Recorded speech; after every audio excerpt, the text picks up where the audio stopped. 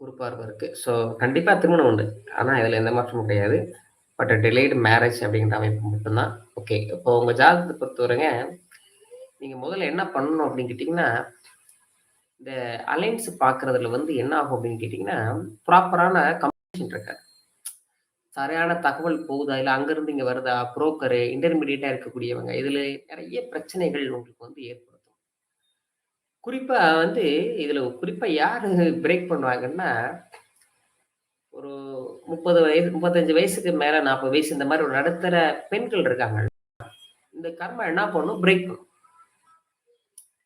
So நீங்க என்ன பண்ணணும் அப்படின்னு கேட்டீங்கன்னா, வாராகி ஓகேங்களா?